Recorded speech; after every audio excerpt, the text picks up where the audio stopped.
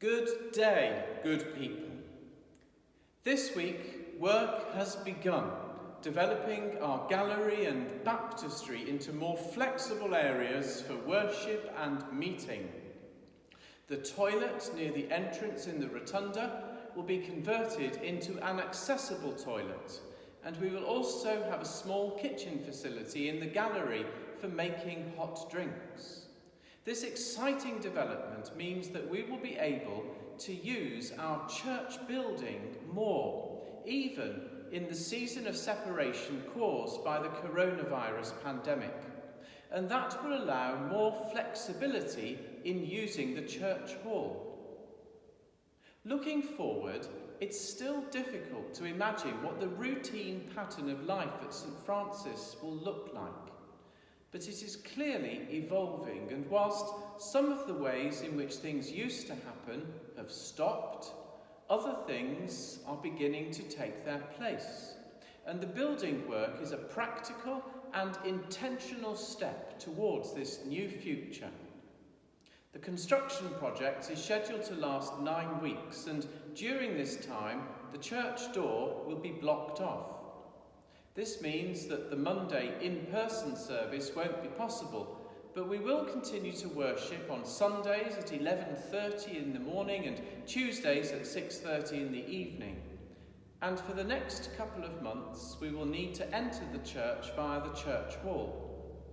In this early phase, the dust created by the builders, in spite of their best efforts to contain it, means that we will have to hold our in-person services in the church hall itself.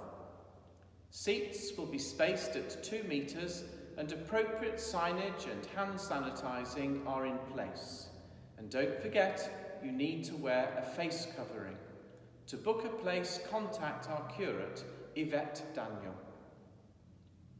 Last weekend, we said farewell to John and Sally in a lovely picnic on the church field, and we made a presentation which I know they really appreciated.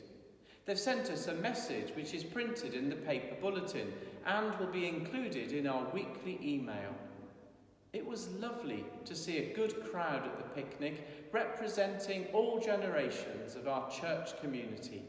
And we wish John and Sally every blessing as they embark on the next step of their lives and give thanks to God for their time amongst us.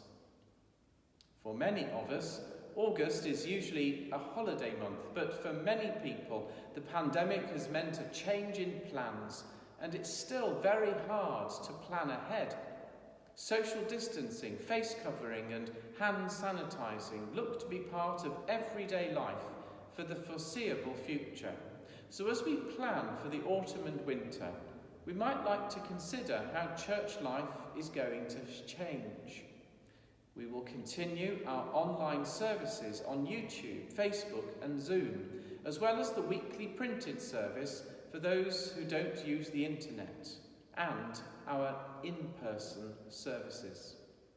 Our Place of Welcome project continues, with pre-arranged groups sitting outside, and we're planning conversations with other stakeholders in the local community to get a better understanding of the social needs of our district. Out of this, we hope to see other initiatives emerge. Our eco group has also been working on the shrubs and the flower beds, and plans for the new sanctuary garden are developing. In 2 weeks' time, the tree surgeon will come and reduce the hedge at the west end of the church, making us more visible from the tramway, and I hope also raise our profile in the district. He will also tend to the crab apple tree on the north side of the church and hopefully improve its longevity, its fruitfulness, and let in more light. Meanwhile, during the last weekend of August, some of us were booked to go to Greenbelt, a Christian arts festival in Northamptonshire, and which this year has gone entirely online.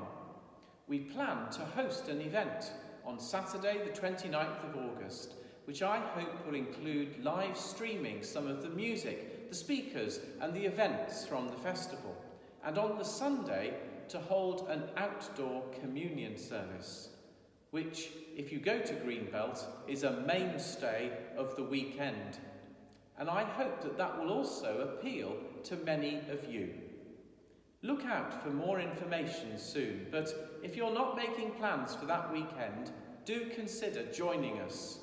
You'll get all the benefits of a festival without the portaloos or the mud. May you be blessed in your blessing of others.